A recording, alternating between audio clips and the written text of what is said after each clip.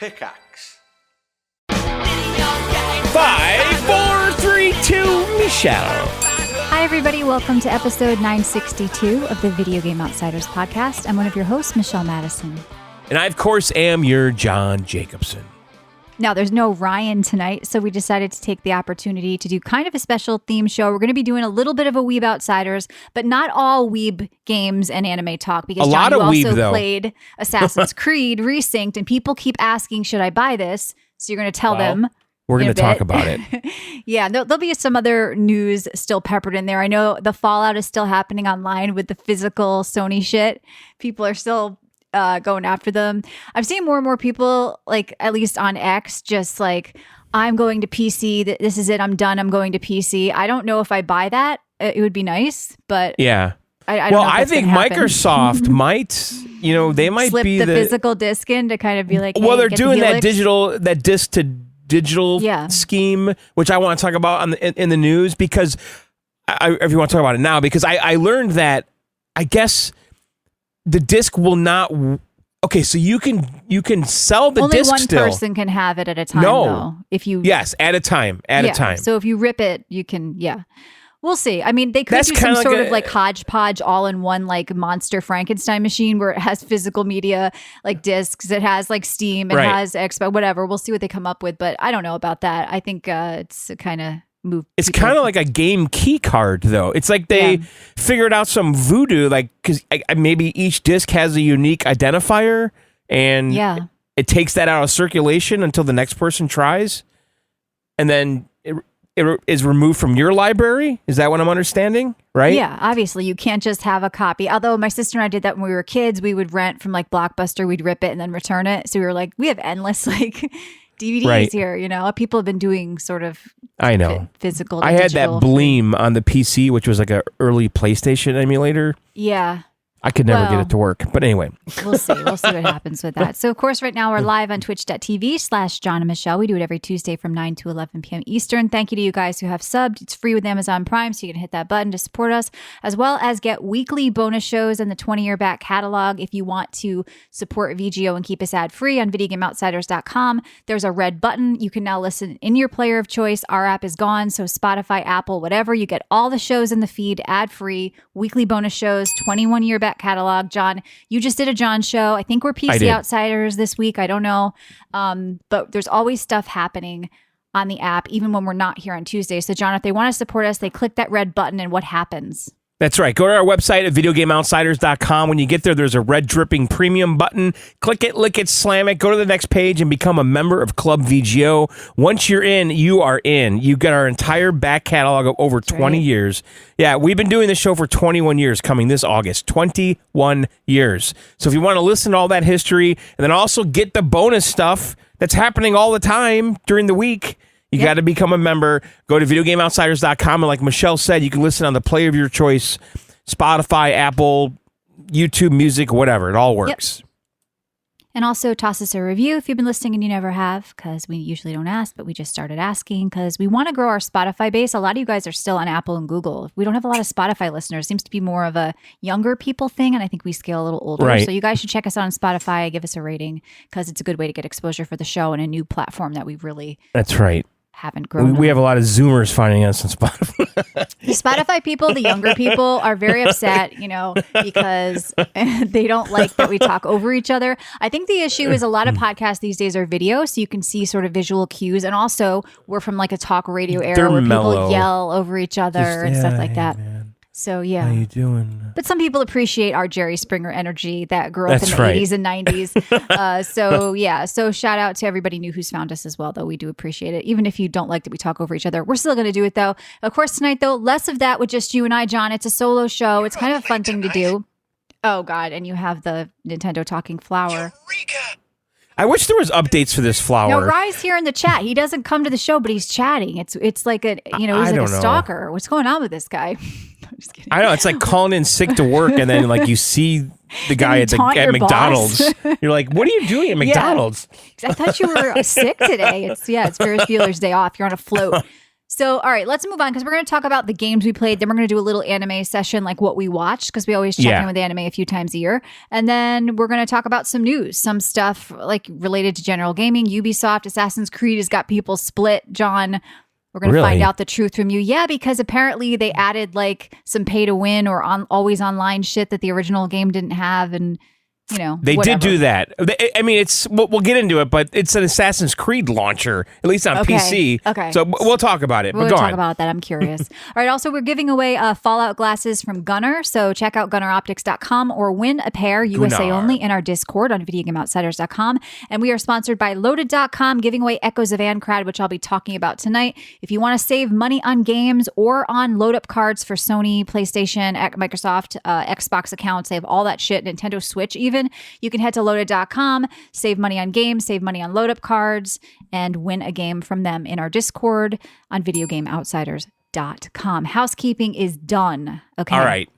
I'm excited. Actually, I really am excited about this episode. I know. It's something unique. We do it a few times a year. And it's different. You like the Weeb stuff. So let's lean into the Weeb tonight, Michelle. All right, I'll tell you what I did. So I did play Echoes of Ancrad. I talked about the demo a few weeks back, but the full game came out. So this is the new game based on Sword Art Online, which is an anime. And I did watch an episode of that. I'll talk about that in a bit. So yeah, I mean, I was hoping after what I played in the demo that the full game would be much better and much more expansive. Unfortunately, it kind of seems like more of the same. It is nice because you can finally create your character, but the game is sort of the epitome of it's fine. Like the combat feels okay. It's kind of a cool world, but it's missing something. Now, the whole like lore around Sword Art Online or the whole storyline is pretty cool. Like people get trapped in an MMO and they have to fight to the top of this tower to get out.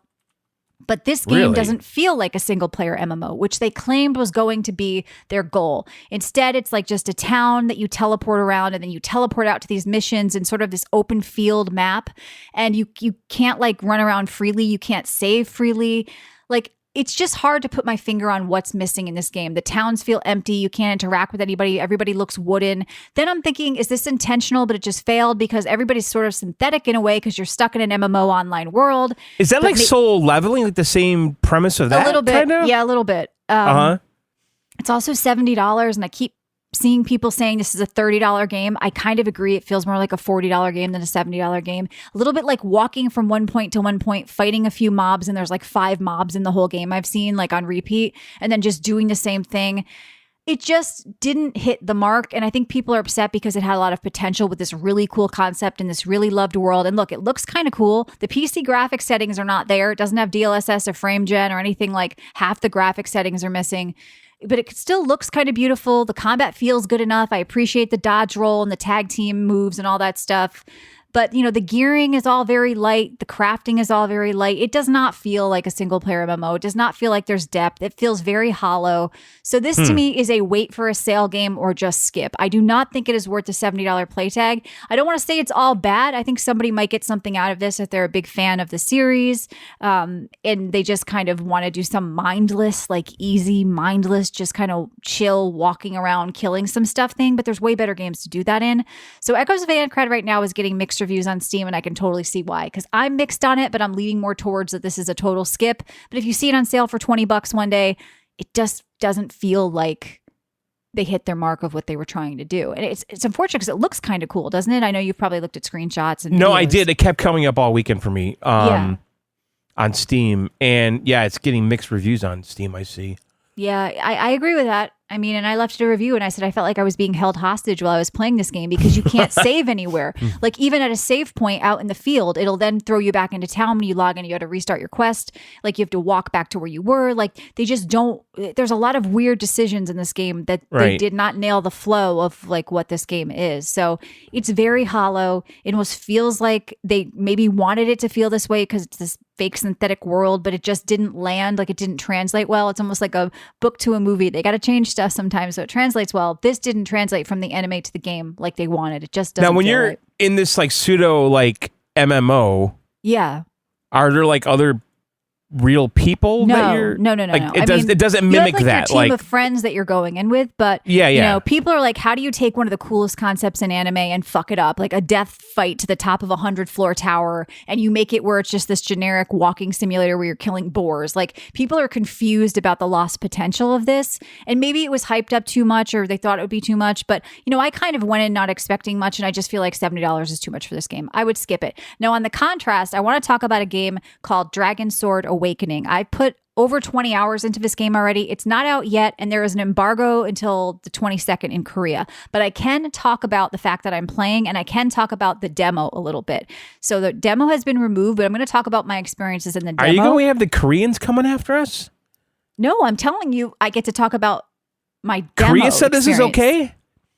Yes, there was a demo, a public demo. Okay. Yeah, the demo I get to talk about. I cannot talk about the actual game, which I've been playing, that comes out on the 22nd. I'll bring it up again maybe, obviously, once the embargo lifts. But I can talk about this game, the fact that it's got a very interesting history, okay? So Dragon Sword Awakening was originally intended to be just another gacha game, and there was like some issues with it between the publishers and the developers, who knows? It's now going to be a premium game that's $30. And I can tell you, even just from my experience with the demo, I knew right away that this was very cheaply priced for what we were getting. Because if you guys this is what we've been asking for exactly. Drop the gotcha shit and just give us a real good RPG. I think that it was such a great decision to do it, and the fact that they're pricing it at 30 is kind of amazing. So it's not gacha. It's Unreal 5, I believe, anime style open world game. You recruit companions. It has single player and co-op where you can go in dungeon and raids with friends. It kind of looks like Zelda-ish, like it's a pretty beautiful open world. It is not a Genshin clone. I could even tell right away from like the demo I'm allowed to talk about. The combat feels a bit more like Grand Blue Fantasy. Like, it feels more like meaningful tag team combat between your players. You can kind of have one carry you. Like, I just really love, like I said, I can talk about it from the demo. I loved the demo right away. I had a feeling that I was going to be very interested in the game. And so, yeah, I think that the cool thing about this is, if you guys are familiar with the Dragon Nest franchise, which I remember from way back when, these are the original people who made that and now have a different studio. A lot of them are on this team. So Dragon Nest was like a single player or an MMO-ish type game that was out on PC and also mobile. Now I think you can play like classic on mobile. So it's got a lot of the same like feel and flow of that, and it's got a lot of talented people behind it. And so this is a game I'd pay attention to that not a lot of people know about, because I was talking to people about it. I'm like, did you try the demo? And they were like, I've never heard of this. This looks like something I would like. So what I would say is, if you're somebody that hates gachas, you hated Genshin, you hated all these stupid games, you don't like all that this is what I feel like people have been asking for, because you get an actual kind of game with just fun combat. This, to me, even from the demo, is like a single player MMO. And there's not other people around. You can group up with friends, like I said, and just grind away in dungeons and raids. So it's a perfect grind game. Like, anything you want, any currency or whatever that you need for your character to craft or to cook or to do whatever you want, you get it yourself by playing. You get it yourself by grinding. You get it yourself by killing mobs. You can get anything you want yourself. There's no shop. There's no, I mean, there might be cosmetics or something that they add, but there's no like pay to win.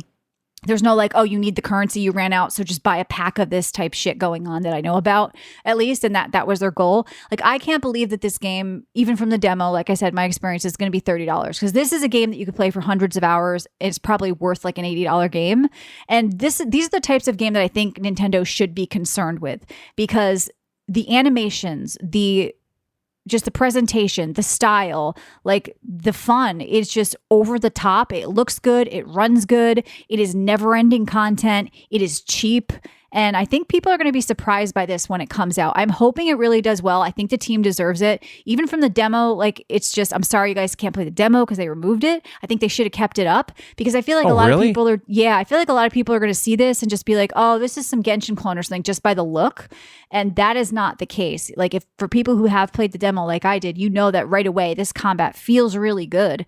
And I really love my main character. I play like a battle nun with double flails, and it's just super fun, and it's just crazy. Like, I don't know how much I can really say, because like I said, I can only talk about the demo. Well, it sounds like it's good. So when does this come out?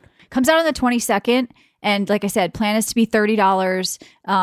And I think that it's something I'll probably bring up again or talk about once it's out, but I want to be careful before I, like talk about too much of the systems that aren't in the demo, but there's a lot of other stuff going on that I can't even talk about or bring up. So this is one to watch. I hope it does well. I hope people don't just see it and poo-poo it and be like, oh, this is some gotcha clone, whatever. Cause no, like this, there's talent behind this. This is an actual full-fledged like premium game, and the pricing on it kind of blew me away when I heard their plan. So wish list or pay attention to Dragon Sword Awakening. I think even for somebody like me who does not like gacha style games, who does not typically like these anime style games, I don't really play them. This one fucking blew me away from the beginning, even from the demo. Okay, let's also talk about the big news this week. Palworld 1.0 came out. Yeah. And I revisited it. I reinstalled it. I started playing. Look, I was maxed out everything. I had done everything. I got to the end game when the game first came out. A lot has changed. And it's doing really well. It hit like 1 million concurrent again. It didn't break their like 2 million concurrent, but the game is still going strong. And once again, Nintendo should be concerned with these games. $18 it is right now on Well, Steam, they are. John. They sued them. Well, yeah, and they lost. But I'm saying this is the threat here. $18 for a hundreds and hundreds of hours game that is so much more depth. What do so you much mean? better Rhythm Groove was only 40, Michelle. Okay, all I'm saying is like, look, this I absolutely loved my time with Palworld. It deserves the success that it has. $18. I think when it comes out, it's going to be $20. It's on sale right now. Like, it's just amazing the way they've supported this. Like, so much quality of life stuff has gone on. I restarted my character. It's much more hand holding now as far as like quests and interacting. There's like a little mini town when you start, and I'm like, should I just go back on my old character and do the new zones and do that stuff? It's so hard to get me to go back to a game that I'm like, do I just start over or do I just get on my old character and see the new stuff? So I may not go through all this, but that doesn't mean that I don't have love and didn't spend hundreds of hours playing Palworld. So yeah, like, I mean, is it noticeably different to you, or just? Yeah, I mean, there's a lot of different 10%? features I didn't have. Okay, yeah, right. Like there's a global pal box now where you can take your pals to like a new player or a new zone. Like they did all this quality of life stuff, but then there's also more story mode and things like the actual town going on. There's new zones. Like the level cap was raised to 85 when I played. It was 50, then it went to 65. Now it's 80 or 85 or whatever. Mm-hmm. So it's just like expansions in World of Warcraft, John. It's like they've added so much more at the end game, but also the overall game sort of went through and it was all refreshed. So yeah, I mean, if you guys have never played, you got $18. Palworld, you don't have to like Pokemon. I hate Pokemon. You don't have to even love survival crafts because the pals do a lot of the work for you. I'm going to be honest. That was what was so innovative about Palworld when it first came out, and it did a lot for the survival craft genre, which I do love because the pals are working for you and you just get to be out there in the world killing, collecting, taking down bosses in towers, doing whatever the hell you want, progressing your character. And it's just an amazing game that I can't picture, Sony or Nintendo pulling off. And this is why I love PC. Like, and I kind of feel like, and I've talked about this before, and I think the Ancrad game, which is Bandai Namco and Japanese developers or whatever, Japan is falling behind Korea and China. The stuff I have seen coming out of Korea and China is absolutely mind-blowing. The quality and the price of it. And I think it's just great to be a gamer right now, especially on PC. even the gacha games, like all the gacha games, I know we hate the whole monetization and 100 currencies, but all of those have like blown me away. Just the quality of the graphics and animations, everything looks like a living cartoon. A lot of them, like. So we often talk about how the Asian market is sort of taking over, but I've said, even breaking it down more, like I am so impressed. Like I think Korea, obviously coming off Stellar Blade and Crimson Desert and even Dragon Sword, and just like seeing what's coming out of China and Korea is also very exciting. It's not just like Japan like it used to be. We've talked about that before, but these games that are so cheap and so quality, and they just did everything better. Like all the PC settings in both of these games, perfect. The games I play that are ported to PC from Japan, no, not always perfect. A lot of shit missing, even from soft games. Like Japan needs to fucking step it up as far as gaming. And even like I said, like Nintendo wouldn't release this, and if they did, it would be $80, and it wouldn't have 1/100th of the content in it. Like the stuff that you can do, the depth. I feel like people think I hate Nintendo. I don't. I'm upset with like I just played that Pocopia game. I just want more depth. I want more stuff. It's not Pokapia, John, please. I want them to fulfill the potential that these other smaller teams are doing elsewhere. And so, yeah, it was a really, really good gaming week. I spent so much time gaming, like I said, over 20 hours already in Dragon Sword. And so I'm excited just to kind of keep playing that game and see where it goes on release. I hope it is received well. So yeah, I don't know how much more Palworld I'll play, but I'm so happy to see them doing well. I'm so happy to see them basically winning all the Nintendo lawsuits, and just the fact that people are enjoying one of my favorite genres, which is survival craft. So I have that game, right? So I can play it. It's on Game Pass, but I don't think No, you it's have it in on my Steam. Steam library. Yeah, I do. I'm looking right here. Okay. It says You must have Palworld's purchased it. I barely played it on Steam. I think I played it mostly on Game Pass. Well, you don't like crafting tables. You have a ban on them. I do. Yeah. I'm sensitive to them. Yeah. I think, I see the potential of that game, though. I mean, it was starting to get fun. Yeah, I had a lot of fun with it. Most recently, my favorite survival craft was Windrose. So it's a great genre, and I think people are scared of it. But Palworld did it in a sort of a palatable way with the pals doing stuff. And I keep hearing, I can't play that game. I hate Pokemon. Well, so do I. Like it is. It's not turn based. It's action combat. You're just collecting shit that are fighting with you. They might as well be other players. It's a silly game, but it's a good game, and I think people should look at it. The screenshots are pretty hilarious. Like there's all these like little fluffy animals with machine guns and stuff. It's very cute. It's cute but funny or whatever. Yeah. Rye says he's not a big survival craft guy, but Palworld made things really easy, and the pals made things easy. Yeah, that was what I was saying, because it's like, well, I can't play it because I hate survival crafts. Well, I know people who hate survival crafts and love Palworld. And I can't play it because I hate Pokemon. Well, I hate Pokemon, but I love Palworld. Like, it doesn't have to fit in this, like I got to the point where I had them, like, going out to find wood and stuff and then doing things. I had, like, a factory. At your base and collect. Yeah, exactly. I had, like, a factory going. And then I would kind of go out and try to find big mobs to kill. Like, is that kind of the loop? Take down the towers, then you come back and they've farmed for you. They've built for you. They've crafted for you. So you're managing this team of of pals, but you're not really doing a lot of the physical labor. But of course you can if you want. You can also build. I've made cool houses and stuff like that. So yeah, check out Palworld 1.0 for $18 if you never have. At least that's how much it is on PC. I don't know how much it is on console or Switch. Is it on Switch? I don't think so. Why would Nintendo would? And yeah, I'm like I said, just really impressed with the quality and the price of the games that I played this week outside of Echoes of Ancrad. And then we'll talk a little bit more about what we watched in a bit. I am drinking so I did run to Daiso in the past month, and I got Aloha Made fruit punch. I know Aloha Made doesn't sound Japanese, but apparently this is popular there. So it's called Aloha Made fruit punch. It's pretty tasty. It's not the simply fruit punch that I really do like, but it's pretty good. A lot of this stuff is very sweet. Yeah. Super sweet. But it's Is this like Hawaiian or something? It's like I think Polynesian? It is, yeah, okay. It's called Aloha Made, but apparently they like it there. And then, in the past, I've tried those sodas with the marble that you push in and stuff, but I found they were just like too sweet for me. But I think they're that way because it's really like 5 ounces of soda or something like that. Jedi says, what's my segment? What am I playing on the Switch 2? All right, well, I'll check it with the Switch 2. I did pre-order Sports Resort. Okay. So that's October. I pre-ordered Fire Emblem. That's September. My hope is Dustbloods is November, and then the Zelda remaster is December. So I'll have a Nintendo game every month. That's my hope. What? You pre-ordered what? The Sports Resort. You did not. Yeah, I did. No, you didn't. Why? You're gonna thumb wrestle? What's happening? No, you can play ping pong. Okay. That's hilarious. I'm glad that you did that, because I would totally skip that shit. I have a $600 rotting machine next to my monitor. And so I've got something for September that I'm going to hate. I've got something for October that I'm going to hate. Now, November, I'm hoping is Dustbloods. December, I'm hoping is Zelda remake. All right. How about Splatoon? No, that looks terrible. I'm not playing Splatoon. They should do a demo, but there's only a demo in Target. Give me a demo. Come on, Nintendo. They might, though. I doubt it. They will. They've done it before, though. These little windows of time. In Splatoon, like shitting paint. No. It doesn't look good. All right, John. It's a different one, though. I will not like it. I will not like it. I can tell you by looking at it. All right.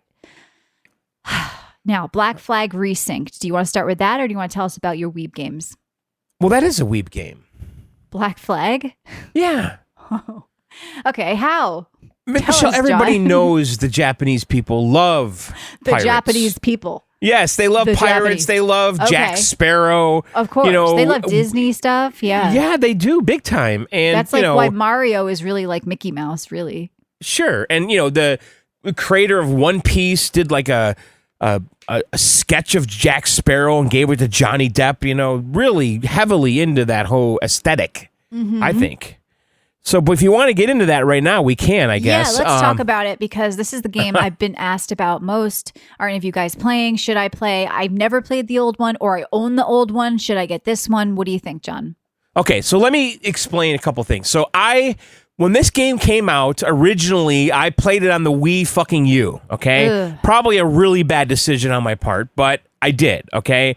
And I remember liking it quite a bit. And then a few years ago, I bought it on PC. It was like on sale, and I really liked it. I'm like, oh, this is awesome. And I remember it looking good on the PC. Mm-hmm. I'll tell you, in hindsight, it doesn't, especially after playing this, because I went back to the PC version. So, the original game came out in 2013. Now, I didn't want to buy this game because I'm a little Ubisoft shy right now. And so I did the Uplay Plus subscription for $17 or $18, whatever it was. Okay. And I'll say what's good about that, though, is I have it on Xbox and PC with that subscription. And there's other games you can try this month, maybe. Yes. Yeah. So I installed it on my Xbox and on my PC. Now, I did not play it on the Xbox at all yet, but it's on there right now, and I should have cross progression and all that. So, okay, first of all, I really like this game, though, Black Flag. I like the aesthetic, the world, the Caribbean, the blue seas, all that shit. Havana and all the Nassau and all those islands and stuff. And the story is actually pretty kind of crazy and cool. Do you know the story at all?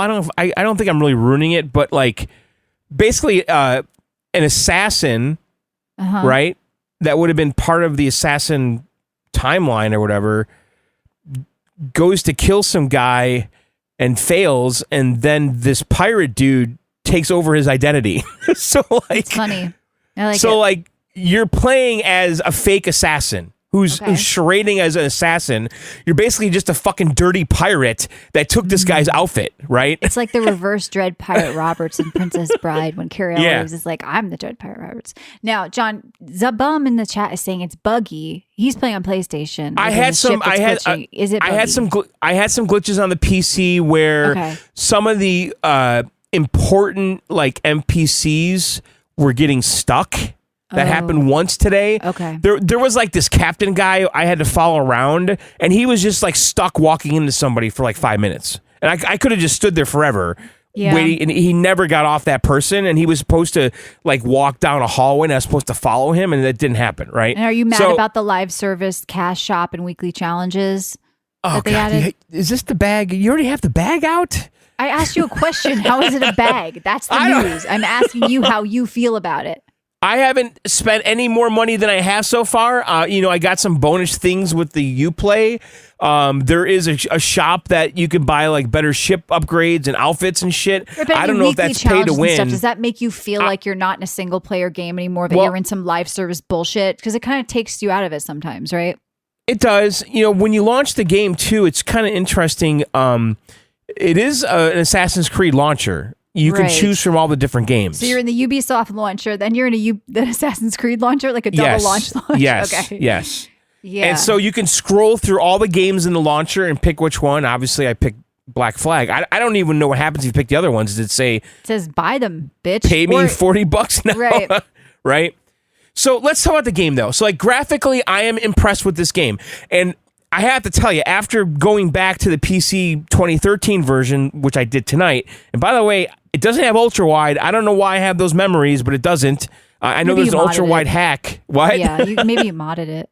Yeah, but it didn't have ultra. And by the way, my save is completely gone from the original game, and I went online. And there's no cloud save. It was in some folder that I probably deleted because I uninstalled this game how long ago, or probably on another PC is when I played it last. So it's only a local save on the old game, but whatever, that doesn't matter. But all right, so Michelle, this is a pirate adventure. It's not really an RPG.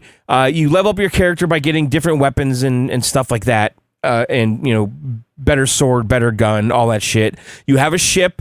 You can upgrade that ship, make that better. How often are you on the ship fighting? Can you still play it like an Assassin's Creed game out and about? It's very much an open world game where you could just like you start out in Havana and you could stay there for fucking 8 hours if you want, just doing all the little side quests and things. Probably not 8 hours. You eventually run. Every section has like the tower with the eagle that you have to clear out. There's like 7 of them in Havana. Right now, I am on the high seas and I have my first boat. I have a crew. And I'm basically going around trying to fix up my ship and stuff. But it's my ship now, and the ocean combat's really kind of interesting.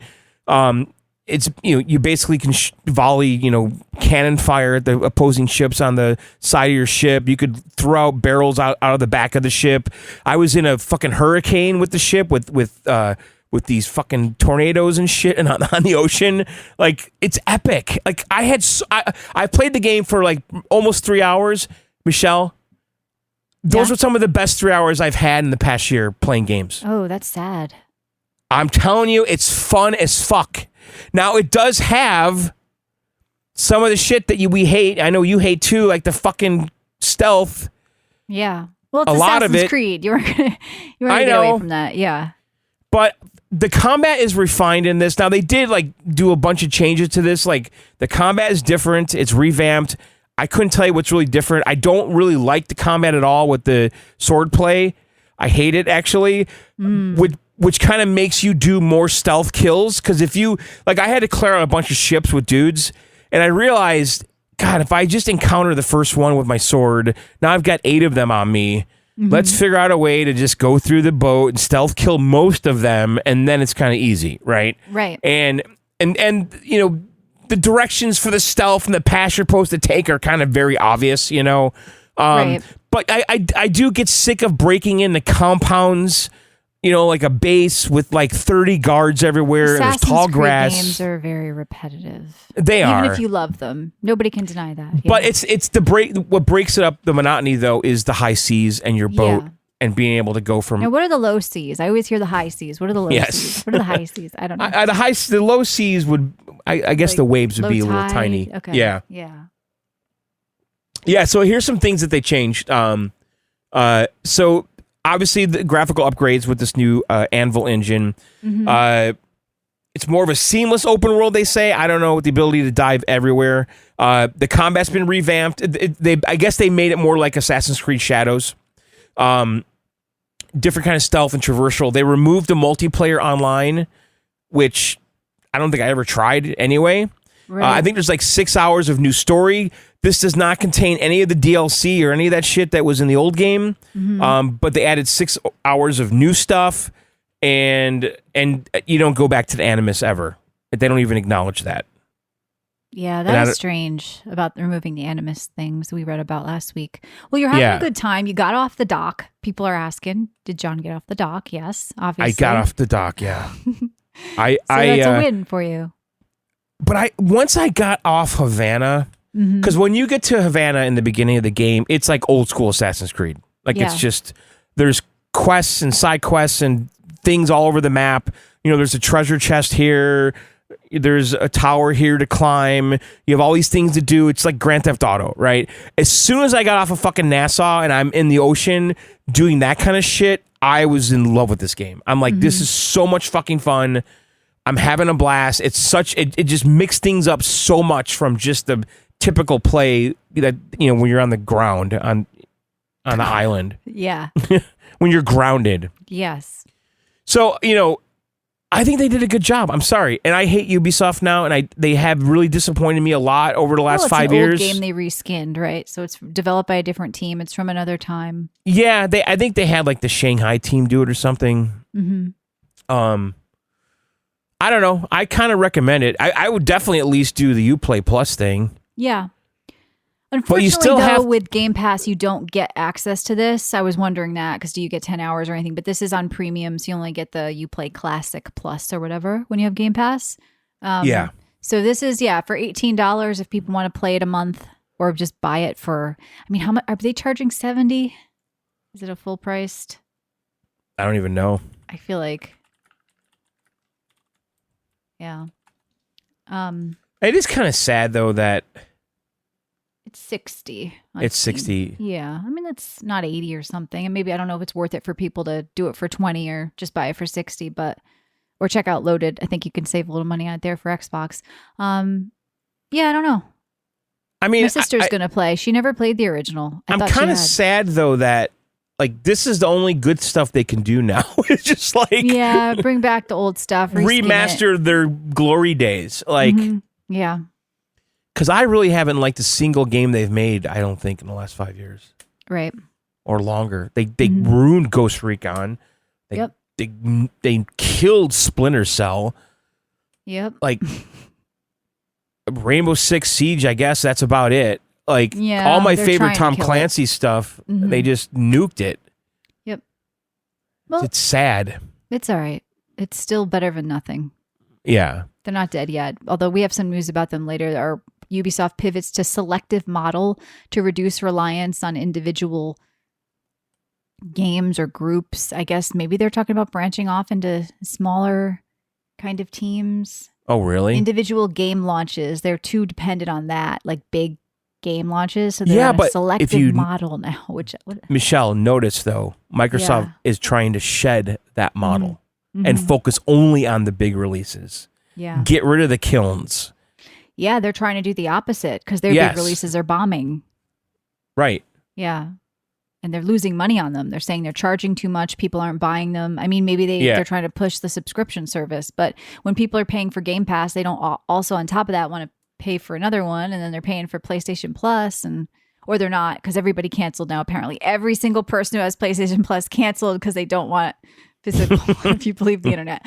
All right. So what else did you play over there as for this week? Well, NTE came out on Steam. And I think about all these gacha games that we've been talking about. For some reason, that's the one I keep thinking about and wanting to go back to. And so I was really excited that it came out on Steam because I can play it on my Steam Deck now.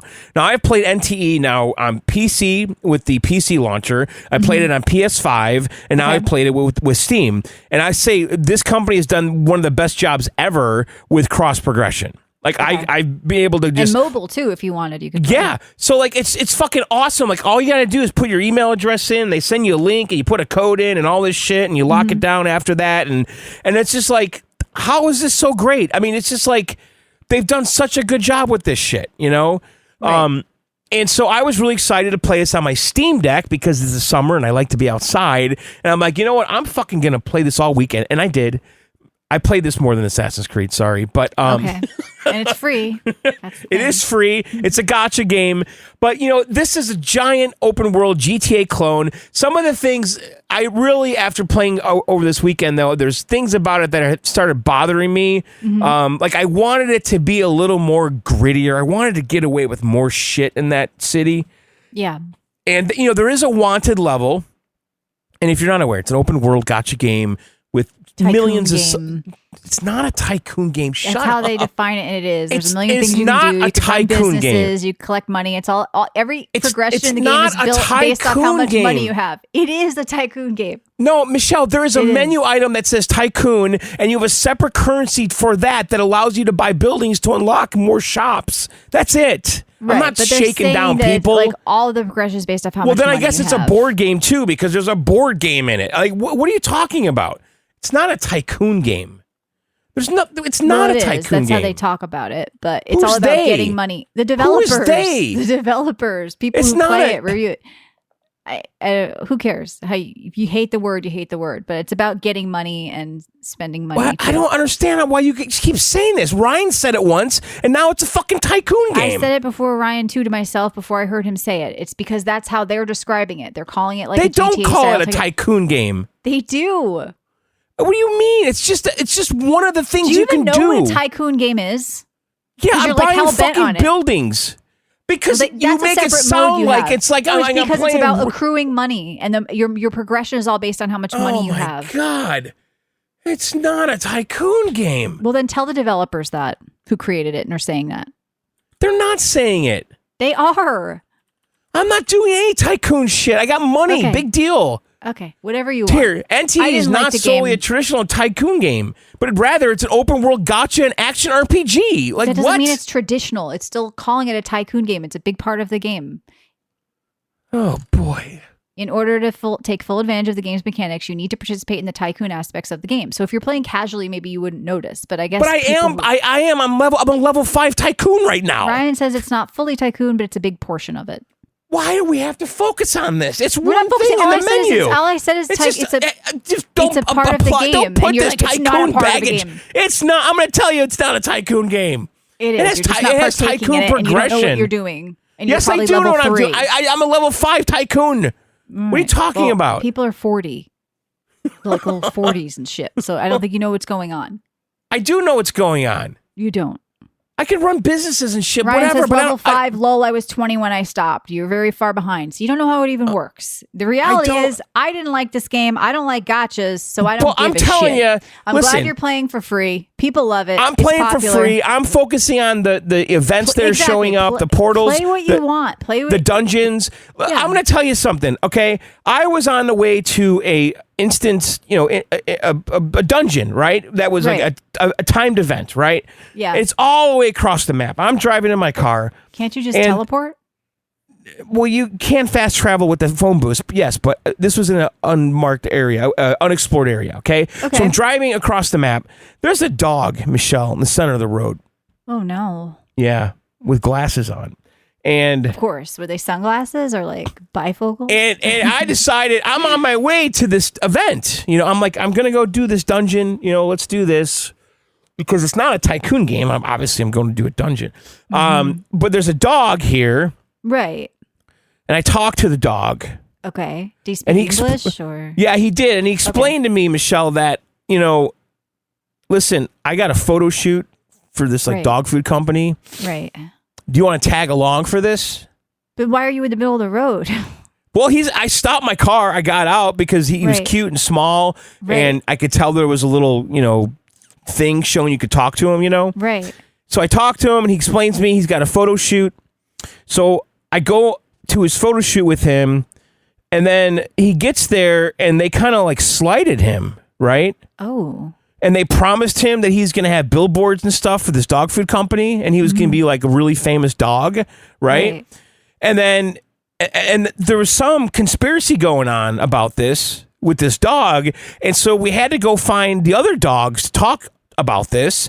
And so he's running around town with these really kind of flamboyant dogs, with really good. Now he wants to form a dog union, yes, to take down the company because they promised him a different salary. Yeah. So next thing I know, I've spent over an hour on this fucking quest, Michelle. Like with this fucking dog. You just wanted to get to a dungeon, but I'm like this game's fucking ridiculous. And remember, he played more of this than Assassin's Creed, just so you guys want to know what type of gamer John is. And I bet you loved every minute of this dog with glasses. And then so I had to go to a dungeon. I had to defeat some thing that was behind this conspiracy for this dog not to get this thing. And then all of a sudden the 3 dogs turn into a 3-headed dog, which was their true form because you're an anomaly hunter in this game and not a tycoon. And so Serbius. Yeah, and then I had to go to a photo shoot with a 3-headed dog, and that's kind of how it ended, and I got some reward. Right. And that was it. That's an adventure. That's the kind of game this is, though.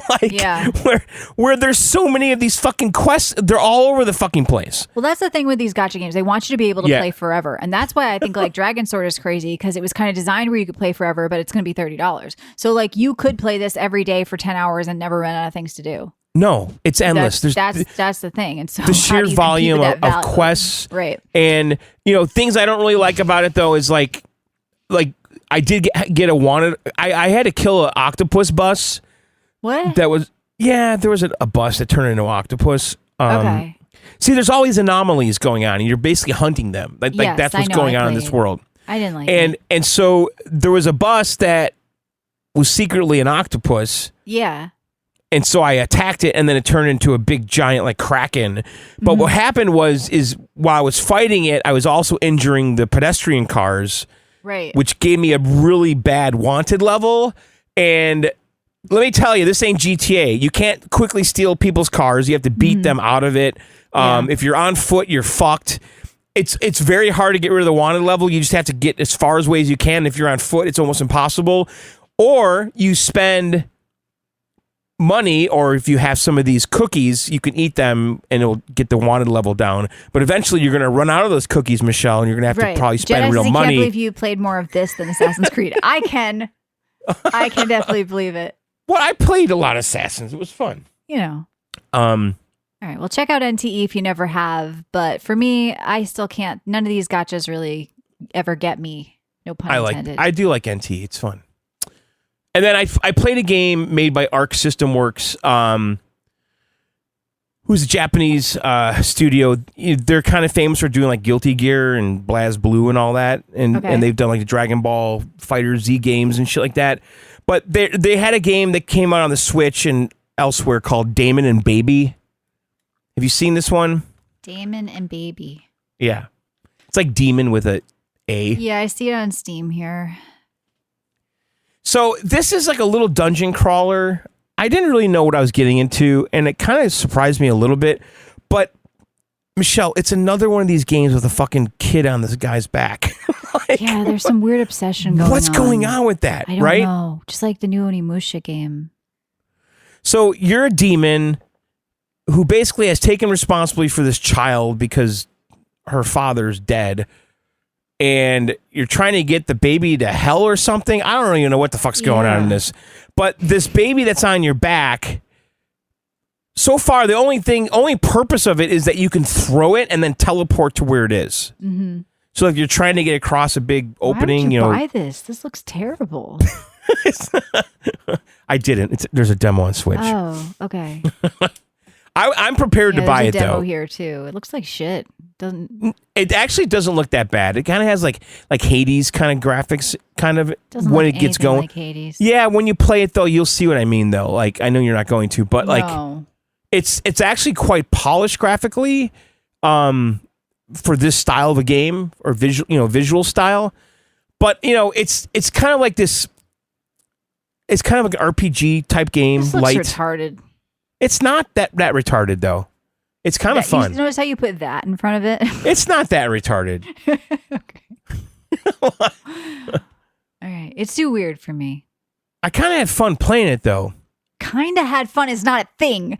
Fun yeah, it is. And I no did. Fun. Kind of had fun means I you didn't dislike really it. I'm just telling you, I didn't. I did dislike not. It. See, that's not a thing either. I did not dislike it. I did not. You know, there's a lot of fish in the sea, like for companions.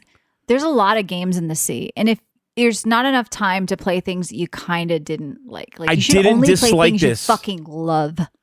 Okay, I understand. If it's not a hell listen, it's a this no. is a fucking with people Weeb or games, episode. John. I was hunting for Weeb games, right? But I can hear you. And this is on the anime. So Nintendo has a list of anime games, and this was on it, and it looked interesting to me.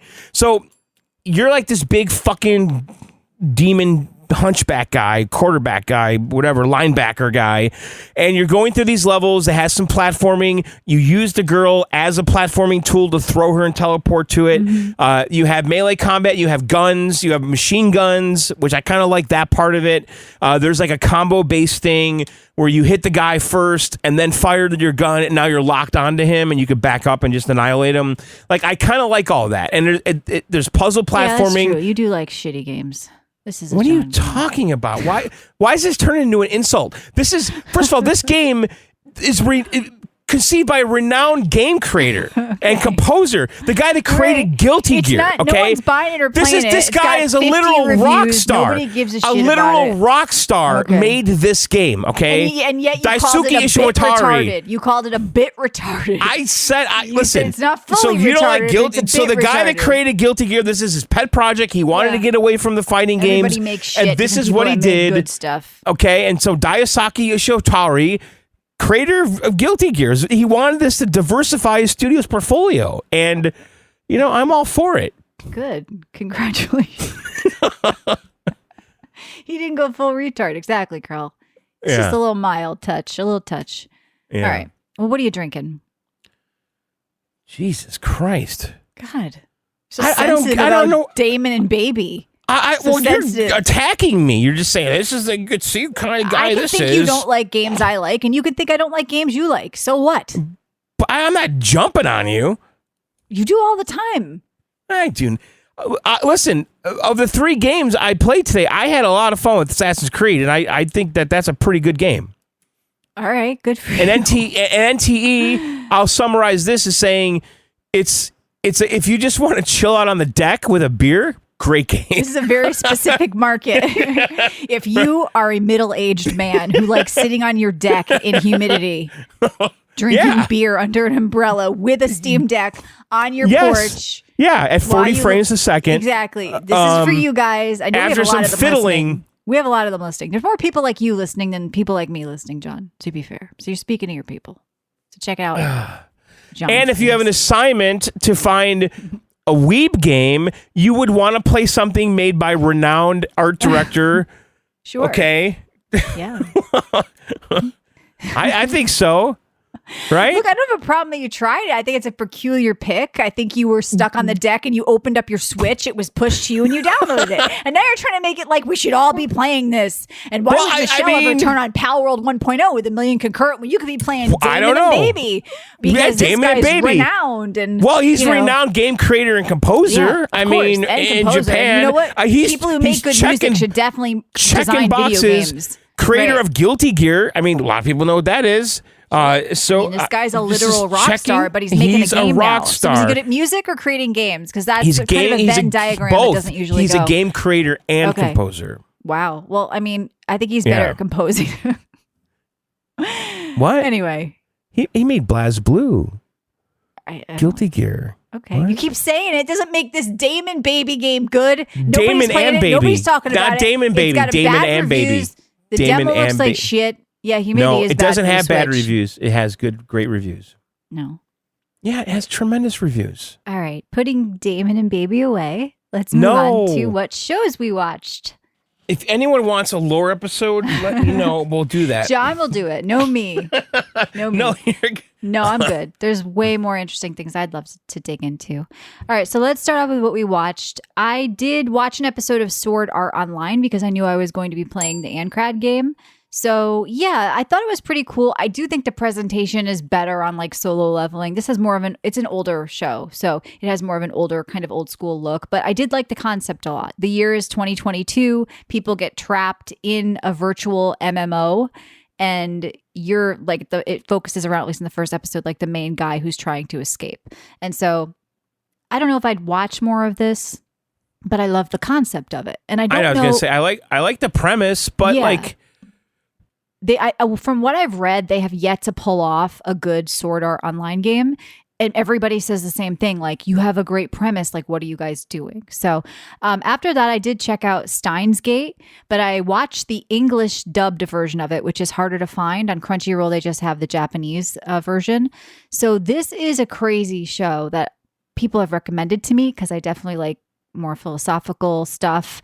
And so it is a time travel show, basically, where this scientist who works at a college with like a bunch of people figure out somehow by accident time travel through a microwave, and they start sending text. Yeah, they send text to the past. Do they go inside the microwave? How does this work? Well, not yet. They may go inside. I don't think they. Well, they go in it, or the microwave just like zaps them and text to the past and be through the microwave. I only a couple of episodes in. Yeah, they can send. So it's not that far. To the past. Well, like 20 years ago, texting. I mean, yeah. What, 290? I don't know. It's really hard to understand. Like, it's one of those that's going to take a while to go, and then people say you have to watch it like multiple times. So this seems like something that I could probably get more into. Like, I like things that make you think. I like things that are a bit more complicated. I'll tell you, it's going to be really hard to beat Death Note for me because I absolutely love that series, and some of the other movies I've watched that I've talked about, like I Want to Eat Your Pancreas and stuff. But Steins Gate, I think, is interesting. There are a bunch of games around it. I was looking at some of them. I didn't know if any were worth trying, but some of them have overwhelmingly positive reviews. There's a Steins Gate game on Steam here I'm looking at, but it's people are like, you got to watch the show first. Like, you got to understand like what the hell is happening. Yeah, there's a Switch game coming in October. Oh, there's a new one? Oh, I don't know if it's new. It's a Switch game. It's probably one of the old games. It's Switch and Switch 2 on October 29th. Steins Gate Reboot. Yeah. Which I don't think it's out on Steam yet. I mean, there's a bunch on there. It probably is. That's probably an old game that they're putting there. So I don't think so. Well, it's not an exclusive, and it's going to be on Steam too. So I don't know what to tell you. That if it's a reboot, it's a game. I'm looking right at Steam games, Stein Gate, one from 2016. Well, the one on PC comes out in August, on August 19th, 2026. So the reboot, yeah, I see this here too. Yep. So this looks like the same game rebooted or a similar game rebooted, but I probably wouldn't touch these games unless I actually watched the whole series. And the series does have an 8.8. It is loved. I think this is one I could get into when I'm in the mood, but you'd have to watch all of this, like how many episodes are there? Holy crap. It doesn't look like much of a game, by the way, that Steins Gate. Yeah. It looks like a talking simulator. This art style, too, didn't grab me right away. There's some stuff I like about it. I'm very particular with my art styles. But yeah, I don't know. ESP anime is weird. There's definitely weird anime, but then there's others that aren't. There's others that are just like normal stories that you would maybe culturally understand and attach to. It's just like any animations. But what I like about it is like there's always options for like any genre or any topic you're interested in. There's an anime for it. You know, so if you're into cars, there's probably a car anime. If you're into, philosophical shit like The Matrix, like I am, there's stuff for it. It doesn't have to be that weird. Like I was also looking at the Ghost in the Shell Amazon series that just came out. And we all know Ghost in the Shell. It's one of the originals, right? With like Akira. Is that one of the motorcycle one or whatever? There's been movies. It's been mainstream. Amazon came out with a new series. They're releasing one a week. They're not doing it all at once. I did watch the first episode. I don't love the art style on it. And I don't really love the presentation on it. And I was kind of looking forward to this. I was like, okay. Now, we need to talk about this. Ghost in the Shell. So you watch this. We need to talk about this. Okay. Do you want to have this conversation now? Yeah, I do. Because I was now let down by it. I want to explain something. Okay. I watched the 2 episodes on Amazon. Okay. And I did some research. All right. Now, Ghost in the Shell is a very famous manga, cyberpunk manga, that deeply, heavily influenced The Matrix. Okay. It's about transhumanism. The ghost is your soul in an android body, essentially. Your consciousness. They're all connected to each other through whatever, the internet or the future internet. And right. But here's the thing, Michelle. What?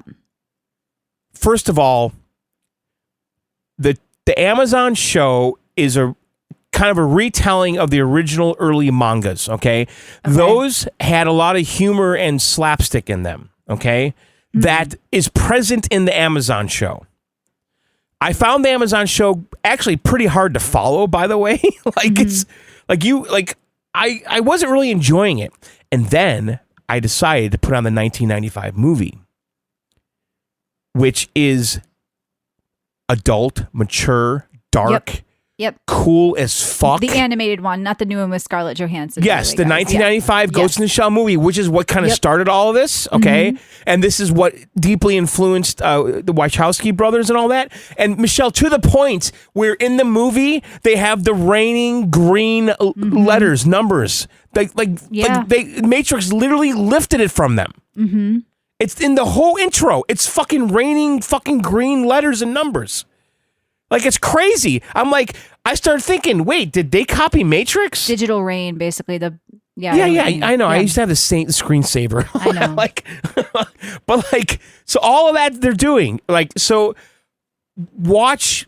I started the movie before after I watched the 2. I did not finish the movie, but I'm going to finish the movie. How different it looks and how less adult it looks than the original, 1995 movie, which I am familiar with. I don't know if I've watched it, but I know what it looks like. I've seen trailers and things like that because I was. But the movie was criticized about dropping the goofiness.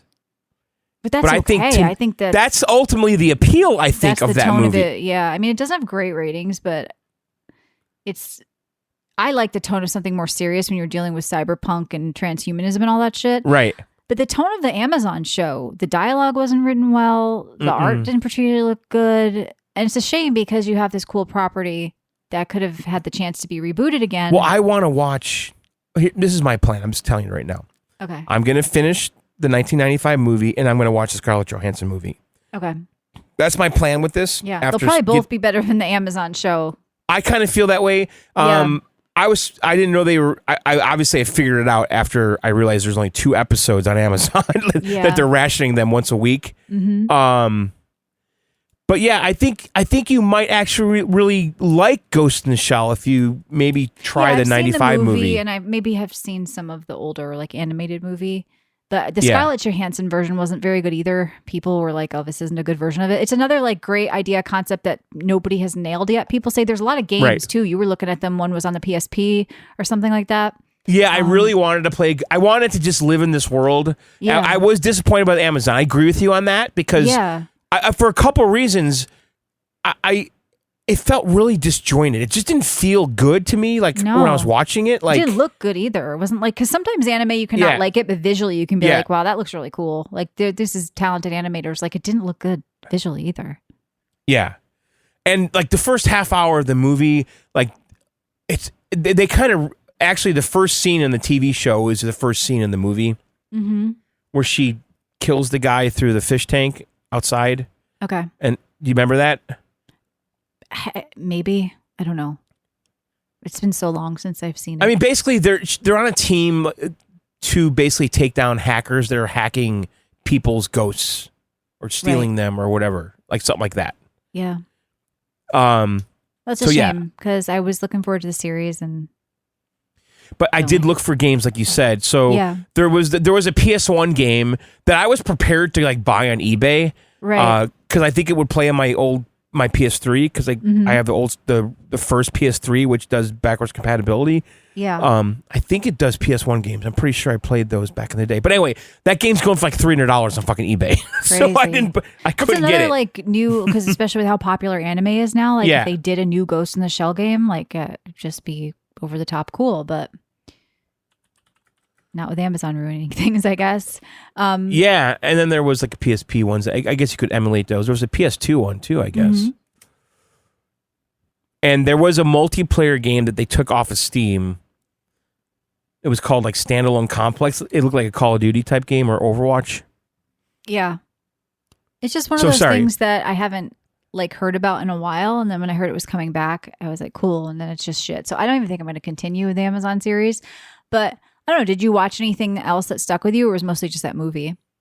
Yeah, I just watched the 2 episodes of Ghost in the Shell on Amazon and the movie. I started the movie. Yeah.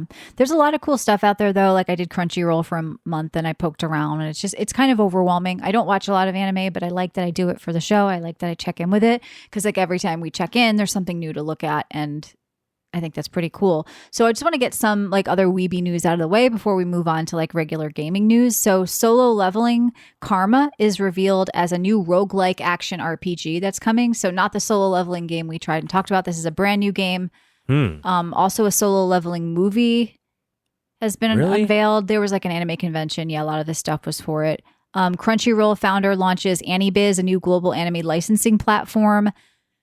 So their first dedicated marketplace built specifically for the global anime industry. They said that we are really just starting to understand how global the phenomenon has become and how much among Gen Z this really has become their favorite medium and art form, more than gaming, says Michael Berger, Crunchyroll's executive VP of global commerce. A lot of people are still surprised at the global nature of it and the mainstream army it has become at this point. So they're anticipating obviously more growth. We've been talking about this for a while.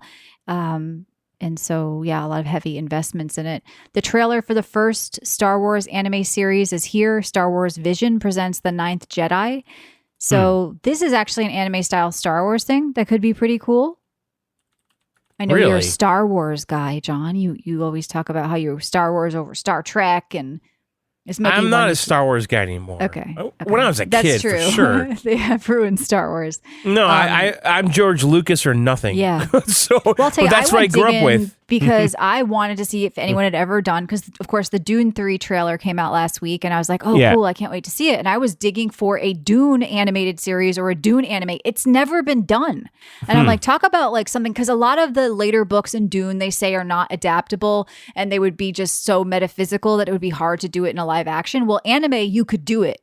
Okay, you could do Paul and Chani as sandworms, all the later books and weird shit that you couldn't do on the screen. So, but there's never been one. There was something in the works that got pulled. And so there's just a lot of stuff that I think we're going to be seeing more and more, obviously, of these adaptations from not only games, but other series, because it's just growing and growing and growing. So I'm glad that it's just a part of entertainment now and it's a new way to enjoy something. There's also a Persona live action TV adaptation in the works at Netflix. That's probably going to be, I mean, the One Piece one did really well at Netflix. It'd be interesting to see Persona. Did you watch that action. One Piece one? The live that's action? Not for me. Yeah, I watched a live action Cowboy Bebop episode that I didn't like either.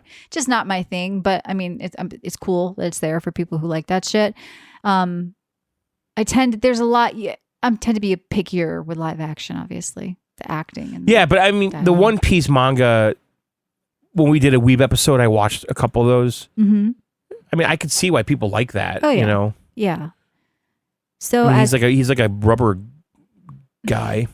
As anime viewership skyrockets, Netflix unveils Fool Night and more of the One Piece at Annecy. That must have been the anime convention. So yeah, there's just more stuff here about Netflix's anime viewership is soaring from 1 billion views in 2023 to 1.5 billion views in 2025. So it's just growing and growing and growing. Netflix is doubling down on it. More than 50% of Netflix members watch anime at this point, generally Gen Z. I know we have millennials and Gen X that listen to this show, but it's generally a younger person thing. And that's going to, obviously, as they age, it's going to age up with them. So yeah, I'm looking forward to seeing like more of it, and I'll probably jump in and watch like the big things or the great things. But for the people out there who only watch it, that's where you lose me, because I do think you're losing on a lot of other stuff. But I know people that's all they watch. But that's probably very common now with younger people, that it being the main source of what they watch. They aren't watching television really outside of it. So it'd be fun to watch. I'm looking here. Like Netflix has around 400 anime titles, and Crunchyroll has 1,300 plus. A lot of them though are on Netflix that are on Crunchyroll, because I had both this weekend and I was bouncing back and forth. I'm like, oh, you have this too. Oh, you have this too. They're not like proprietary or exclusive. Interesting. And so yeah, I don't think I'd like keep a Crunchyroll sub going, but I like to I recommend you guys just do it like once a year. Just get it for a month and poke around. It's kind of fun. It's cool to like be exposed to the world and check out the big ones like Chainsaw Man or whatever, or Bleach or something like that. That one was good. Yeah, there's just a lot of I cool. like Chainsaw Man. I mean, that's one of the things I appreciate in the games too, and also just in watching them, is just the artistic, like the animation and how cool some stuff looks. Like even if you don't end up liking it, like you can't deny like, wow, this is visually really cool and impressive. And it's just a different thing. So moving on to other generalized news this week. Yeah. A lot of Ubisoft stuff. Ubisoft promises a new Assassin's Creed, Far Cry, and Ghost Recon game, but this year will be quieter than most. Oh, interesting. What do you think? I don't know. This is what they're saying. We're only going to make our big classics. And you're right. Microsoft is... But here's the problem, though. Like, so I hear, okay, Ghost Recon. Okay, that gets me excited. But then I think about the last Ghost Recon games. They were basically like Far Cry clones, you know, where open world, controlled territories. Like, it's just like, go back to what we had. Like, the last good Ghost Recon was probably on the 360. You know, remember the garbage can with the flies, Michelle? Yeah, but I mean, if it's quieter for them, I don't necessarily think that's a bad thing. I'd rather quality over quantity when it comes from these games. But aren't those titles interesting that they're focusing on those ones, though? Ghost Recon, Far Cry. I mean, I think a Far Cry game has the potential to be very popular. Ghost Recon, I don't know about. I mean, Ghost Recon needs to have a strong multiplayer. Yeah. I don't think they're ever going to do that again. I don't either. So what? Then it's an open world fucking game with dudes with fucking M4s. I don't know. They got to get away from their same engine, rinse, repeat, carbon copy bullshit to get that's what killed interested. Them. You know, and so do they have it in them? I don't know. I mean, I think it's great. Nobody wants Assassin's Creed or Far Cry or Ghost Recon to die. We all want these games to come out and be good. So if they make them, I mean, maybe people do want them to die. I mean, I haven't enjoyed one in a while, but you know, hopefully they get their priorities in order and make something good. All right. I want to talk about this. Okay. So last week I said that I don't trust Asha. And then this comes out. Okay. After she laid off 3,200 employees, that she's leading a task force on jobs with the U.S. Federal Reserve. Okay. What in the actual fuck is going on? We don't know who or what she laid off, or if she was. It doesn't actually the Federal Reserve. Like, what is happening?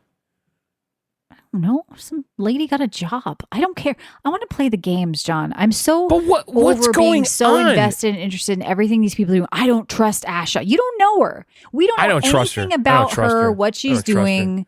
She's a fed. Okay. You trusted Phil, who let I do trust Redfall Phil. come out and was shit. So you know your what? trust Listen, is stupid and blind. I'm going to defend what Phil did with Redfall.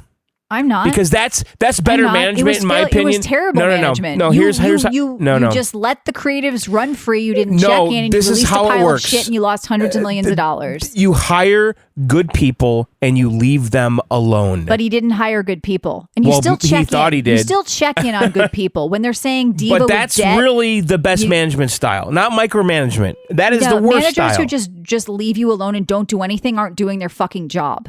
They also have to be there to support you and check in and make sure you're on track and doing well. And so I'm a data person and I'm a stats person. Phil failed.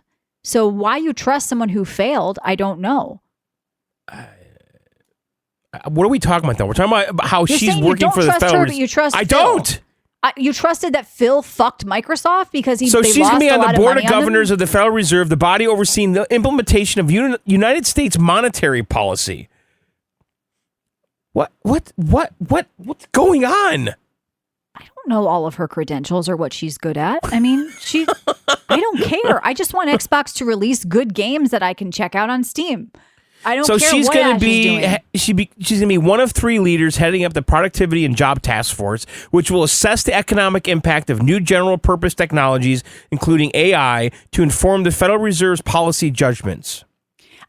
You know what? I'm going to Sony came out or there was a leak that came out that said Sony isn't concerned about the loud voices online or upset about physical because they don't think they need to be involved with the fans directly. And all their executives, by the way, sold half their stock. But we don't know. Executives sell stock every year. And it's not half their stock. It was 4%. No. Yeah. No, the president. Yeah. But reality is, I don't think we need to be micromanaging. Sony CEO sells over half of his stock. I don't think we need to be micromanaging everything Asha is doing, is what I'm saying. Everybody right now is. You just said 4%, half of it. He sold 56% of. He sold the CEO, Sony CEO, sold 56% of his dead. shares. I know you're gonna. They're fucking dead. He's waiting for it.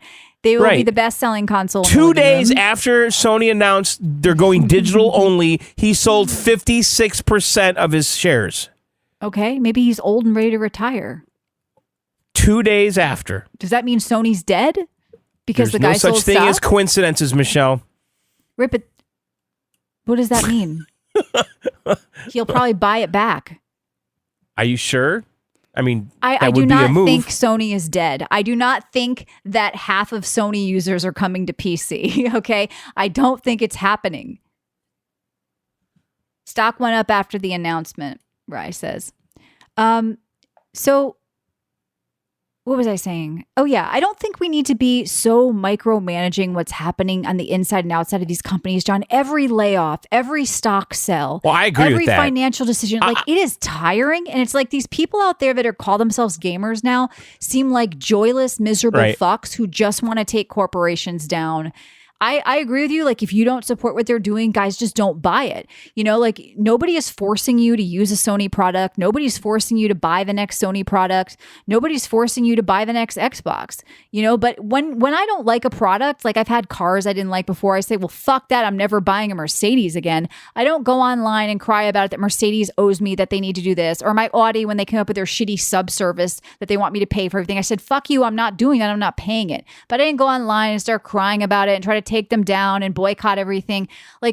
People need to just vote with their wallets, the old statement. And there's not enough of that. They're voting with their tears, and your tears are not going to move Sony. The only thing that's going to move them is if you literally do not ever buy a console again.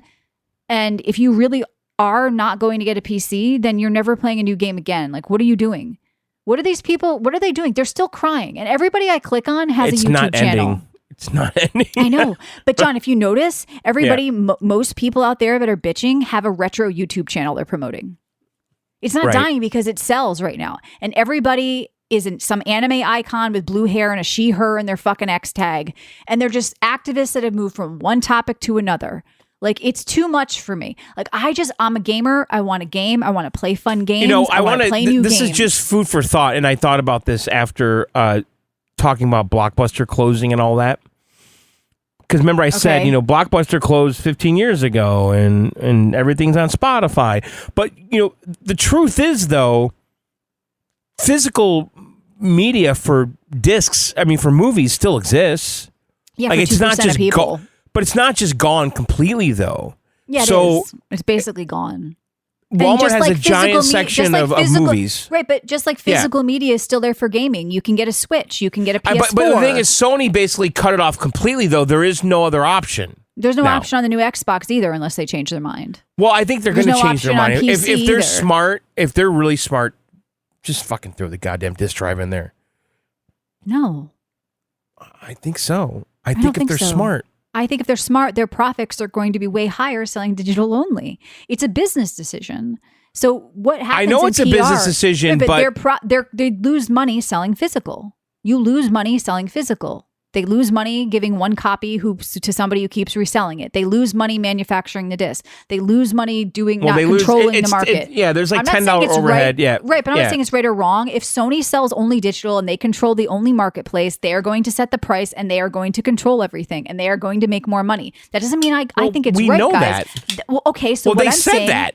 Okay, so as a business decision, it's smartest for Sony to make more money and sell only digital. They're looking at their numbers saying majority of sales are this. So if you guys don't want to get involved in that, don't buy a PlayStation. But posting pictures of you in front of your IKEA shelves every day on X isn't going to change anything. It's grifters trying to get you to check out their fucking channels. I'm not talking to the people who are actually upset. I'm just telling you out there why it's still going, why it's still being talked about, why it's still trending. It's become part of the grift rage machine, that gamer syndrome, gamer retardation syndrome, where every week they have to bounce from thing to thing to thing about why the world is burning and they want a fucking EMP to go off. Because they're all miserable and bitter. They haven't smiled since they were children. They're nostalgia seeking fuckers. And they all just need to shut the fuck up. Don't want it, don't buy it. How long are you guys going to keep talking about it is what I'm saying, John. I get it. It's shit. You don't like it, don't buy it. And move on. Right. But I don't believe these articles here that I'm seeing of we did a survey and 75% of people say they're buying PCs. To buy digital games. Yeah, but the marketplace is better on PC. We know that. Of course it is. We know that. But yeah, PC has put a damper on gaming. 45% of enthusiasts here on this other survey said they are going to get a PC. GameSpot article, there's no reason to buy another PlayStation or Xbox. Look, guys, I've been saying this for 15 years, so it's not like I even disagree with it. I'm just saying it's weird that all of a sudden all these new PC gamers are coming out of the woodwork. I'll believe it when I see it. It's all digital. It's going to cost you more money. You'll save money on games, but I was told all these years, Michelle, you PC snob, it's too much. It's too difficult. I got updates, Windows updates all the time. I can't handle this. And like, you do really think half the people that have PlayStations now are coming to PC? I think it's bullshit. No, that math doesn't compute for me. It doesn't work. Like, why would... Right. What I'm saying is, like, when given no option to buy Grand Theft Auto, they went digital. When given no option to buy certain games that were digital only, they bought digital.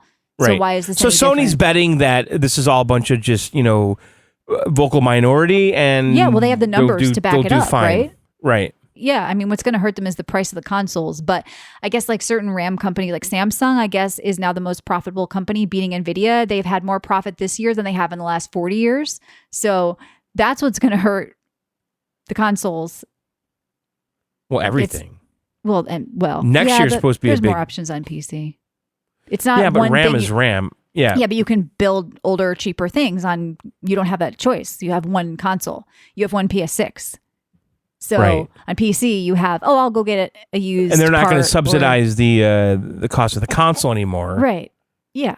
Exactly. So if it costs them $1,000 to make, they're going to have some margin in there, be it 50%, 30, 40, whatever the fuck it is, it means we're going to be paying $1,200, $1,300 for it. Yeah. And you have one option, like I say, and that's always the way it's going to be. So I just don't like this generation overall has been really disappointing to me with consoles. Like the Xbox and what? Well, I mean, I don't see where are we going to be with the next console though? What is going to be different? What are you wanting to happen? What makes a console disappointing? I want some leap in, well, this generation mostly because of the games, I think, you know. So exclusive games, you want more exclusive games. Well, I want something more next gen though, because I'm just underwhelmed every time I turn it on, you know, like. That's because you're on PC. If you had never been more on PC, you wouldn't be that disappointed to you. Go back to the earlier consoles where they were generational leaps every time the console came out. And I don't know, maybe it's some Moore's Law thing or something, but like, it's just so incremental now, you know? I feel like I've been seeing generational leaps on the PC end. Sure. So I don't know about your console experience that I can't speak to, but I think that the 360 was really exciting when we got to that, okay? That kind of ushered in HD and all that. And then after that, I feel like we've been improving like 20% every year. But 15. I've been told graphics aren't what sell games. They're not. It doesn't matter. They're not. It doesn't. It's fun. I just feel like the frames. Everything's Michelle, at 30 stupid. Frames and like. Yeah, I agree with you. But this is that what the masses think? Because the masses have always told me that who cares if it's 30 or 60? We don't care about graphics. Right. We don't care about PC. Blah, blah, blah, blah, blah. Is that the masses, John? Do they just want to turn their console on and play GTA at 30 and they don't care? I'm wondering if some of your disappointment. Well, that's going to be what everyone's experiencing when that comes out. Like, it's just. Even on the Pro, maybe. Maybe. And maybe things were like that back in the day, but we didn't realize it and didn't talk about it. And now it's so obvious. TVs made people take a step backwards. Like they chased resolution instead of chasing frame rate, which should always be at least 60. But you know, whenever I bring that up or brought that up, people were telling me how wrong I was, that that's not what people in the living room care about. So maybe they know more than we do. But they're making high hertz TVs now though. Like, so. Yeah, but people are just now owning 4Ks. Like the average console gamer maybe doesn't even know what they have. Remember? Like Matt didn't know if he had a 4K TV. Matt didn't even know. Like we are very like focused on that, but we have to remember that Sony is selling consoles to the masses, and I think what's going to move them for them is, hey, I want to play that new Wolverine game. That looks cool. Right. You know, and it's like, oh, I can't do that anywhere else, so I'm going to get this PlayStation. I don't know if they're going, let me get online and sign a petition. I can't believe it's not physical. I can't believe it's going to be 30 frames. You know, a lot of this negativity, you know, yeah, Zabum says, I'm a console gamer. I don't care about frames. I enjoy this console generation. I think there's so many options now that if you've partaken in all of them, you're going to obviously gravitate towards the best. The problem maybe I have too is that because I have a PC and an Xbox and a PlayStation, and I'm always looking for the exclusives on those devices to justify buying it for that device, because obviously if it's and I feel like that's happening less than it used to happen. It is. Right? There's no doubt. Yeah. And like I said, when I said to Sony was in trouble is when I saw all the third-party exclusives being pulled from them and them saying, no, we're not doing that. So there's less reason to own your PlayStation now when only God of War is coming out and she's a woman, and Wolverine might not be great and Interstellar might not be great, or Intergalactic rather. Interstellar, the movie's great. People don't know maybe what's the purpose for this anymore. And I get that they're upset with that. We've lost physical now. We've lost cheap pricing now. We've lost resale. We've lost our exclusive games. And so they are looking at PC more. But from what I was always told from the average console gamers, they didn't care about any of the things I cared about. So they didn't need a PC. So I think they are also still going to be fine with their consoles. They're also still going to get them and play GTA on them. And I don't think PlayStation is dead. I think they're going to be the most popular console in the living room. And I feel like a lot of this is just blown out of proportion hype. So do you think that Sony feels a little cocky about this because of GTA and they know what's going to happen? I think they don't think they need to be involved with the community. And people said they should. Well, wasn't gaming better, you're saying, in PS2, PS3 days when Sony did not interact? And we didn't have to hear every Tom, Dick, and Harry. And we didn't even know who their Phil Spencer was. We didn't know who their president was or what else they were doing, or the fact that Joe in Tallahassee was hacked and lost his digital game. Or, we don't, if you cater only to these people, that's also not great. So, look, it's not about what I think is good or bad. I agree that options are nice. It's about the reality. And my reality is that I don't think this is going to last forever. So people out there who are upset need to just decide that they're never going to game again, or they're all going to become PC gamers. And I just don't think that's going to happen. And by the way, we're all digital on PC, like you said, John, but it's a better marketplace. PC's better in all ways. But look at this. I'm super excited about Mortal Shell 2. Comes out August 20th, right? On PS5, PC, whatever. There's a purchase warning under it, right? On PlayStation's tweet. Yeah. And this is on X. Sony's sudden pivot to digital without informing partners is poor digital ecosystem in pivotal markets. Desperation to erase retail and resale. I mean, it's the internet. That's a community note. That's a community note. Yeah, the internet mob is very against Sony right now. But where's the hate towards Xbox for their all digital console, or the one that could be coming? Why Sony so much? Sony just announces a game release and it gets a community note that says, just so you know, this is a pivot without informing their part. Like you said, like what? I just feel like this content may not last long. So they're saying buyer beware. If you buy it, you're gonna lose it in 6 months, maybe. Like what are you saying? I don't know. I think that if people don't like it, they just shouldn't buy it. And they did it with tweeting all day about it. Like Black Flag, basically on the PS5. Yeah. It requires a download. It has 44.48 gigs on disk. Yeah. The game works until the company logos, then it requires an online connection. Right. That's what I've been saying. You guys haven't had this release full undermines discs. Physical media over time. Yeah, because these physical media discs have been nothing but DRM for years. Yes, some of them work, but a lot of them are day one patches and handshakes to check in. Didn't Sony just release that? Recently, and also, you need to log on every 6 months to keep your games or whatever they said. So this and developers, your disc means nothing. Well, developers also figured out too that, all these consoles are connected now. We could just ship a half-ass game and patch it on day one. It gives us a month more to work on it, right? They don't even plan on finishing the game, I don't think, until they can work to the day of release and push a final patch out. There's day one patches on PC all the time. Yeah. So I don't see that as a big deal. Generally, it's a good thing because you guys are getting less bugs and things they figured out. But that's how it's been on console. I think would you rather it be like Oblivion, where I was stuck in a well for 6 months because Bethesda fucked something up and they had to get approval to get an update out, and it was a physical disc? Whatever. I'm all about the big day one updates. It sucks, but your discs aren't what they used to be. Because this is like the people who cry about, why do I need an internet connection? I want to be able to play my game. Well, you guys should probably just stick with retro. Because I don't think there's ever going to be a future again where the whole game is on the disc, never requires you to log in. And it never changes. And it never changes. And they there's never updates. Patch it. They never do anything. They never do anything. This was a different, you guys still have your options to game. You can still, get your PS4s and never buy a PS5 or a PS6 or a PS7 or a PC. But what you're wanting, isn't going to happen no matter how hard you cry about it. That's where I'm at. It's I totally get it. You don't have to buy it. No one's forcing you to buy that PS6. But, everything Sony says, a million, gotcha meme, let's cancel you posts under it is also just fucking tiring.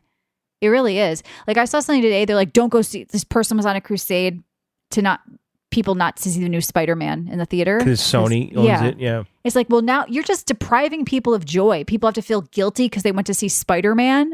It's they were canceled. Why are you going to see Spider-Man? You're against physical media? Well, no, I just kind of want to see a Spider-Man movie. Right. It's because, I can't touch that. They wanted you to cancel Crunchyroll because Sony's a part of it.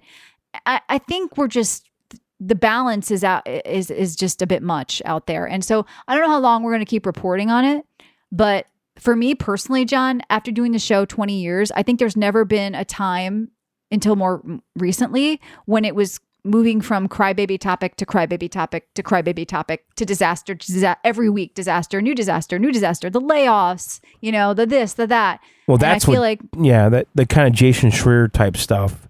Yeah, like that's where's new the fun? The last couple I want to years. find the fun because I love games. I've been doing it since I was a kid, and like I want to talk about fun, like Damon exciting and Baby. things. No, not like Damon and Baby. What are you? Are you robbing me of my joy? Yes, you should boycott that game because Sony's based in Japan. Now, how about this? Here's something fun. If you're an old school PlayStation fan, you can get a PS1 Hallmark ornament. Oh, but what if I put that on my Christmas tree? I'm a bad person now. Well, it's $29, Michelle. Are you going to get a PS1? No. PS1 console ornament with light and sound. You don't want to have your friends come over?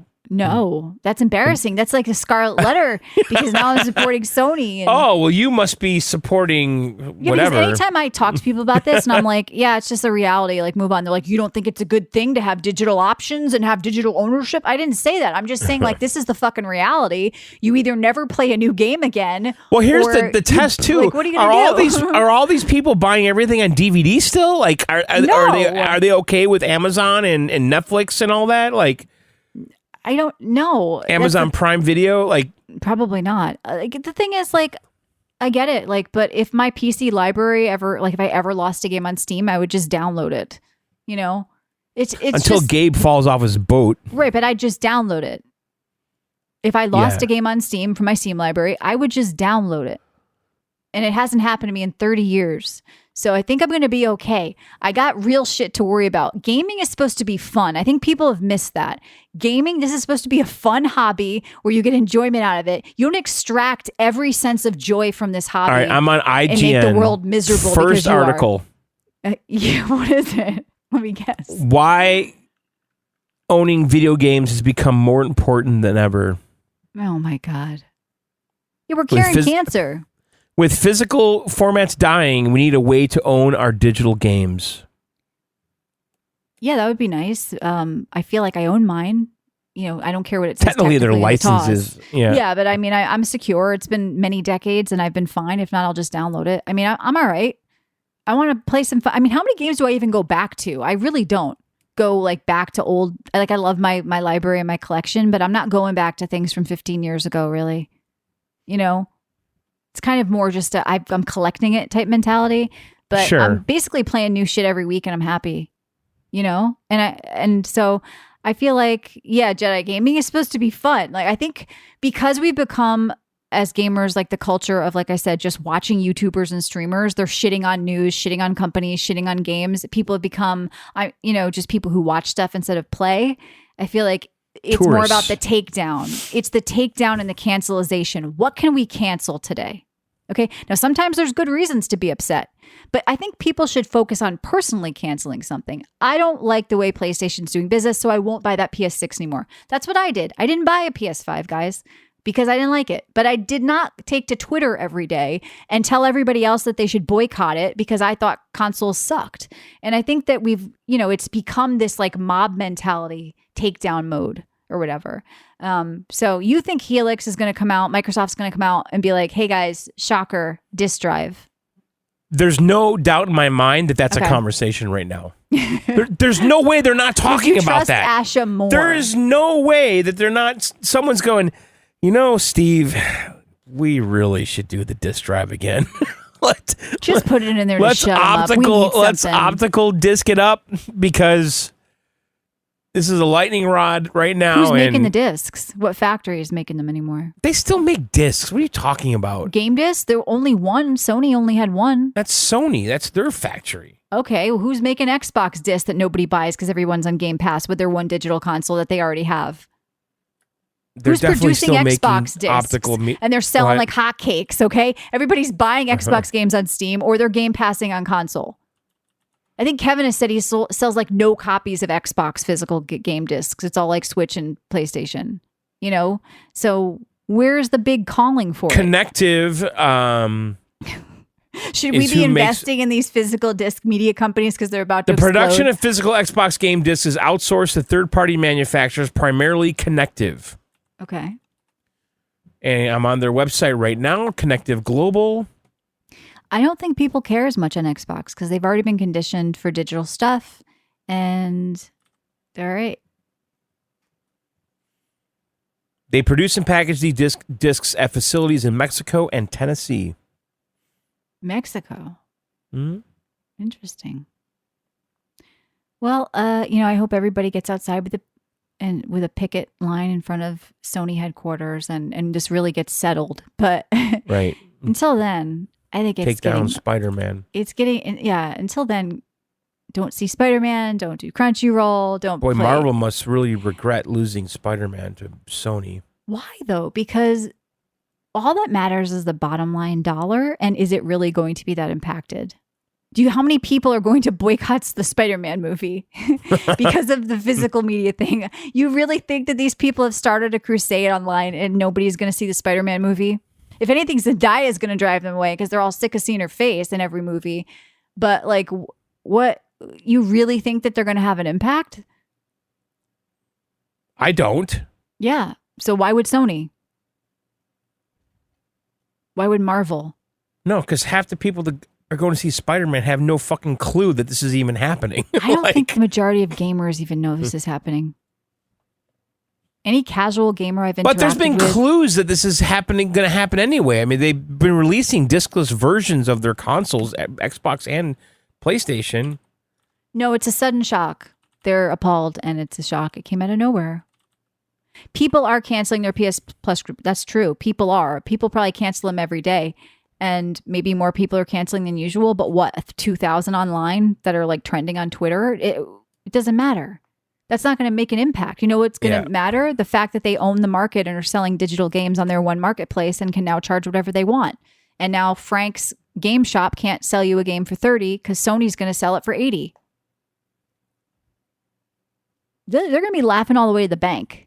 That's all I'm saying. Right or wrong. I'm just saying, what are you guys going to do about it? Well, GTA is going to sell consoles. Of course it will. And if there is that PS6 version... Yeah, that's the real launch. That's the 60 FPS. Yeah. And PlayStation will be the most played place. I guarantee you that's what they're banking on. Because the timing of them going discless is right after Christmas 2027. It makes complete sense to me. That's when they're releasing the PS6 that holiday season. And what sounds like a more fun holiday season for you guys? A new PlayStation 6 with GTA. Right. Or I'm boycotting and never playing a new game again. Right. You're either choosing joy or choosing misery. Right. And we're not watching any Spider-Man fucking movies. That's right. Even the ones with Toby. We're not doing it. Right. I mean, I'm not going to fault the people who want to play GTA and get that new PS6. It sounds like they're having a good time. But maybe I won't buy a PS6 because I didn't buy a PS5 and I'm happy with my PC. But that's my freedom and my choice. But you're not going to hear me on X every day we beat this to death. tweeting. Yeah, but people are beating it to death, and it's still the most asked question we get. So, but yeah, I want to kind of, people are like, what do you guys think of this? I mean, our fans generally don't seem to care. Well, we've been covering the last few weeks, so. We have. A few people in our Discord care, but generally the emails or other tweets and shit we've gotten are people who gives a shit? I haven't bought a physical game in 15 years. I said, when this all started, it felt overdue because, again, physical media has been vanishing in all fucking entertainment formats for the last, 15 years? 10 years? I mean, going back to the Blockbuster thing, when did Blockbuster go out of business? That was really it. It feels like the 90s, late 90s or early 2000s. I mean, what, Blockbuster? What are you talking about? I can't remember a Blockbuster in 2000s. I mean, they weren't Michelle, by me. What are you talking about? What? When we did this podcast, I was running games at Blockbuster all the time. Maybe you were in the boonies. I feel like they all closed in 2013. Yeah. 2013 is officially, when it but I bet a lot were closing before then because there were red boxes at every Stop and Shop and people were later. That was later. I don't know.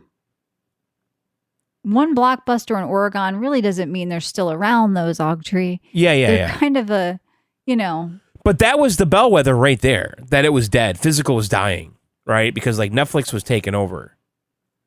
Yeah, but we had warnings with music before then. Tourist attraction, that's funny. And do I miss going to the rental place, as a kid and figuring out what to buy and being like, you know what used to bother me as a kid? Why is this in new releases? This isn't a new release. This came out 5 years ago. And I would be pissed off at 7 years old.